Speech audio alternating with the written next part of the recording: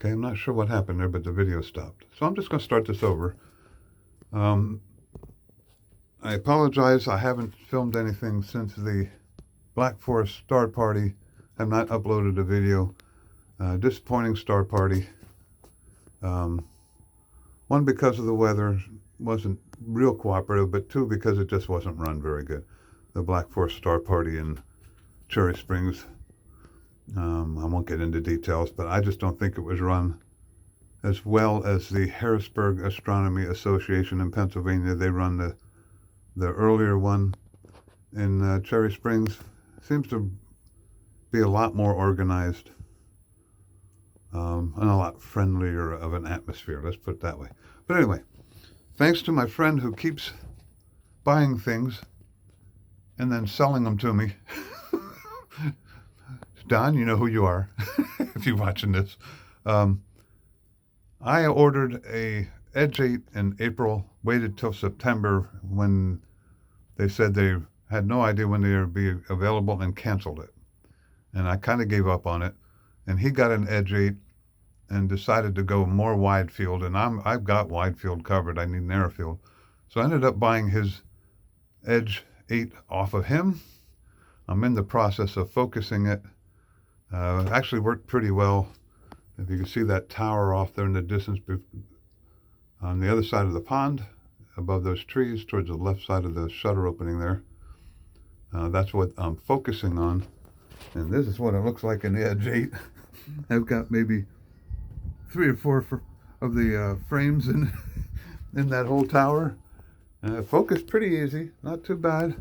That was the easy part. Now that I got that in focus, I went back to my off-axis guider because you just need more accurate guiding for this field of view. So now I got to try and focus the off-axis guider. And I got the funny feeling that's going to be a lot harder. But we're going to go with that. Got the wires kind of the way I want them. That's kind of a bunch of wire there, but that's just my pole master wire. And that only goes to there, so I'm not too concerned about that. I actually turn that off once I get everything hooked up. Redid my power, so that's on the pier, because I think I had some power cables weighting down my mount the last time I did this. I had some gliding issues, so I rethought the way I was going to do this, and I think I like this better. As you can see, I put the EAF, took it off of my Orion, put it onto this. Worked very well to get that in focus, surprisingly well. We'll see how it works at night. I do not have the dew heater. One of the things I'm kind of don't understand, I know the dew heater has to go in the front, but why Celestron would leave the plugs in the front? So now I got plugs in the back, and I'm going to have to plug a dew heater in the front. I guess I'll run that down the top of the scope and then down but it's not a long plug. So now I have to get an extension cord because the plug's not long enough. And it's just I don't know. They should have this run back to the center of the scope or something instead of leaving it right in the front. That's just my opinion. Kind of a nitpicky thing, but that is what it is. I'm not going to get any observing done tonight, as you can see. Typical Pennsylvania weather. This weekend looks pretty good, and it's a new moon, so that might work. I'm going to try and hit some galaxies. That's what my goal is with this. Mainly galaxies and small other stuff. I'll give you a list eventually, but I probably won't post that today. I'll post these and then maybe post the pictures right after this weekend. But I want to get a video uploaded because I just haven't done one in a while. So I'm going to pause it here. Try and see if I can bring, this is with sequence generator. See if I can bring I may have to use my guide scope program to take pictures, but I'm hoping I can focus this relatively easy. If you don't know, and I could be wrong, but this is the way I do it. I focus the camera first and get that all focused. and then I focus the guide scope. I think that's the way you have to do it. So I got the 120 mini here. I have a little bit of an adjustment on this, but I may have to slide this in and out in addition to that. The way it works, back focus on this, I looked it up as roughly 5.25 inches. I think it's 130 millimeters, which comes out to about 5.27 inches or something like that. So I measured from here to the front of the scope, and it was almost at 5.25. It was a little long, so I just wheeled the EAF in probably 10 times, and it came in focus. I was pleasantly surprised. I hope I'm as pleasantly surprised with this, but I will be back in a minute and let you know how it went. So another pleasant surprise, I used PhD2 guiding, and it's not perfectly in focus, but you know what? I'm pretty darn close. I got lucky. So I got to do some tweaking on that, but all I did was turn the guiding on and started looping, put the exposure way down because it's daytime, and I can actually see a tree. Pleasantly surprised. So I'm going to try and wheel this in a little bit and see how close I get it. I'll be right back. Okay, so I'm back. That's about as good as I can get it. I've got the exposure as low as PhD2 will let me at 0.01. That seems to be the best I can get it in this bright light. I centered up my rotary focuser. There's a name for that. Can't remember it off the top of my head. But I centered that so I got enough play to go in and out and a fine tune when I finally do go to stars. That was far easier than I anticipated. And in this hobby, that's an amazing thing right there. Now I am on the trees here, so I may be a little close. I tried to find the scope, but with an off-axis guider, you don't get the whole thing in here. And I did stop this. Let's start this again. Let's see, I don't know exactly. Bring up both here. You see the trees moving in the wind. It is very windy out here. I don't know exactly what I'm looking at here, to be honest with you. There's a bunch of trees. That's got to be in this field of view, I would think. I don't see any of the structure of the tower, but I'm thinking it might be this that dark spot might be up here. It's probably inverted. So this dark spot in the bottom corner here might be up there. Let me get this off the screen a little bit more. Come on, okay. And call up the guide screen again. That's the only thing I can see that's that dark, but again, when you're looking at this scale, I'm not sure what I'm exactly looking at in this. All I see is trees. I don't see any of the... I wish I could crank this down a little bit more, but that's as low as it... Oh, maybe I can do this. Hold on a second. There we go. That should help. Lower the threshold gain here a little. It's still all trees. This may be the edge of the off-axis guider sensor. I'm not going to slide that in and out unless I have to. But again, that's a pretty bird. Then again, I'm not sure what part of the big picture I'm looking at here. I'm trying to match things up, but I just can't. I mean, the scale is so ridiculous. I have no idea. But anyway, the focus went pretty good. This is a good starting point. Obviously, when I do start taking pictures, I'm going to have to fine-tune both of these. But I'm happy with this for a distance look focus to start with. And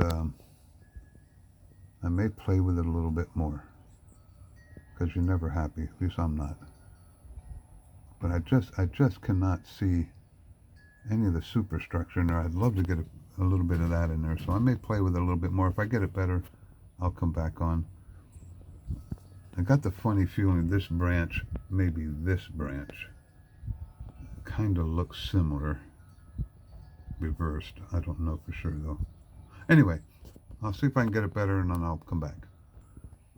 Okay, just a quick update. I did get it focused a little bit better. It is on the trees. I'm starting to think that this might be the edge of the superstructure in one of these areas. Kind of looks that way. When you're talking field of view, I mean, you're going from the Edge 8 to an off-axis guider to a 120 Mini, you're looking at a tiny chunk. So it's really hard to tell exactly what I'm looking at here.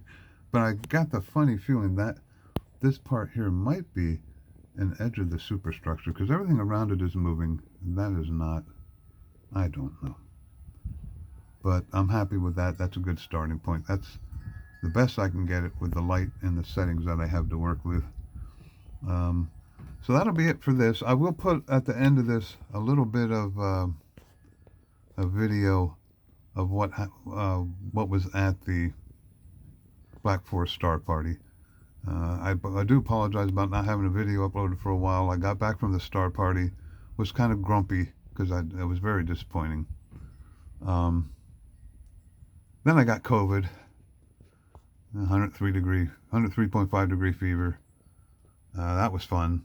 And then I gave it to my wife, and she actually got a little sicker than me. That was fun. So over the whole period between my isolation for the 10 days and then she got sick 5 days after I got it, so then we added another 10 days of isolation on the end of that for both of us, so we were out for like 3 weeks combined. It was crazy. But I'm better now. I'm ready to do some astrophotography. And again, here I'll upload this, and then I'll upload, if the weather cooperates like they're saying it will, I'll upload any pictures I get with a brief update on focusing and stuff. But I just thought this, I came out here thinking this was going to take me, a half hour, an hour to do this, and it was so easy. I'm just amazed how fast everything focused. Knock on my dome. We'll see how it goes after this. All right, I'll talk to you soon. Have a good one.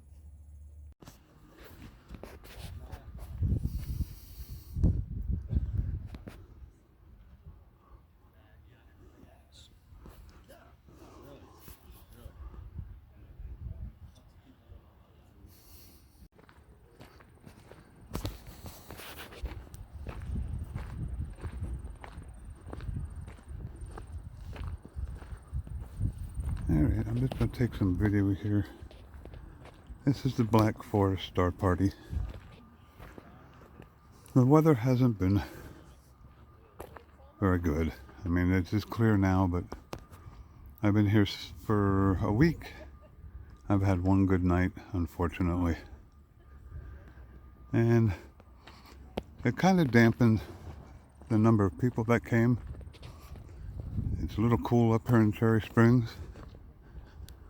And I think a lot of people chose to stay home because of the weather. But I'm going to try and walk down here. There's somebody doing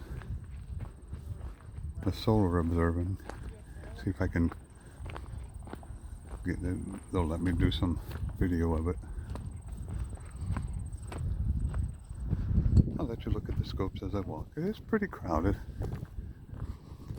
They're not the same. I think the June one is better than the Black Forest Star Party. This one is run a little different. Not as much fun, in my opinion. But, again, lots of people here. Lots of scopes. Hopefully we get a chance to use them tonight. The weather's supposed to be okay. Not good, but okay. So I'm going to go down here. This is the solar observing spot. And see if I can do a quick video of that. And we can see where it that's pretty neat. And see if it's off. Yeah. You just put the white dot back where it's supposed to be, and you're back on. That's kind of cool. There's some filaments in there. It shows up pretty good on that piece of paper. Yeah. I've actually seen flares on Yeah? a picture of this. I didn't see them live, but I saw them afterwards. I like that filament right there. See if I can focus on it. There we go. That's pretty cool. Thank you. All about that fireball up there. You just lock it down. Getting the knack of it. Yeah. Make those yourself? Oh yeah. I turn the phone exposure down, maybe it'll look a little bit. Solar finder. It's pretty cool. All right. Okay, I'm going to continue this again a little bit. Did some solar videos in the last one. Turned out half decent. So I'll put that on here. Let this car go by. Yeah, good array of scopes again. A lot of them are just setting them now. It was miserable. Rainy the night before last. Had a thunderstorm come through that put on quite a light show. A lot of rain. It got quite windy yesterday and last night. Getting a little better now. Like I said, I hope the skies stay clear. I'll walk up this way a little bit and I'll start the video again. Okay, I'm just going to continue the walkabout here. I'll keep the talking to a minimum.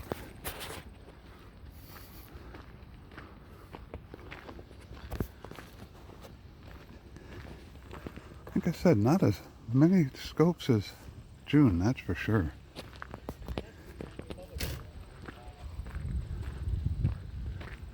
I think one of the big drawbacks is they didn't have the vendors come up for this one.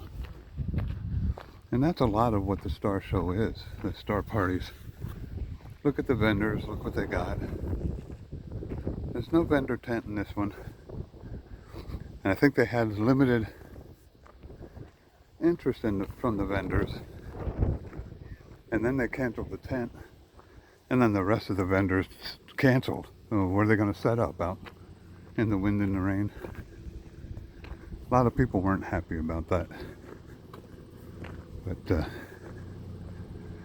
I'll do some filming later when the scopes are uncovered. But just a quick look around here. A couple scopes uncovered here. I'll just walk by. I know this gentleman a little bit. Hopefully he doesn't mind he's not here. Otherwise I would ask him. But nice setups. Very nice. And this gentleman has 4 scopes that he photographs simultaneously, different targets. It's like a juggling act to me. I have 2, that's enough. There's a few more. That'll be it for now. I'll come around just as everybody's setting up so we can see things that are uncovered a little bit. Okay, it's starting to get dark. It's still blue. Well, not dark, but darker. Wishful thinking. Sky's still good. We'll see what happens later. People are starting to set up a little bit. Look kind of hard to see, actually. Man, look at that Dobson over there. Oof. That's a big one.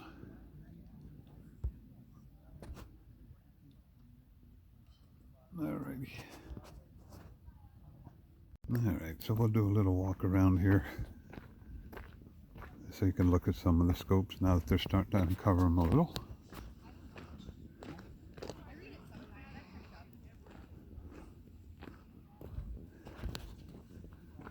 I'm going to walk over here to the more crowded area. I'm going to pause this for a second. Alright, so over here is where a lot of the scopes, the better scopes are.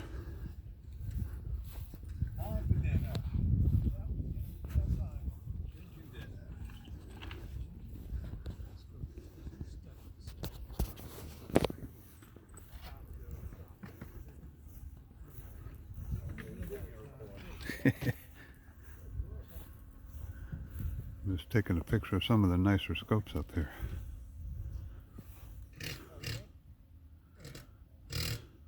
This is a crowded area up here compared to some of the other spots. It's pretty densely populated here.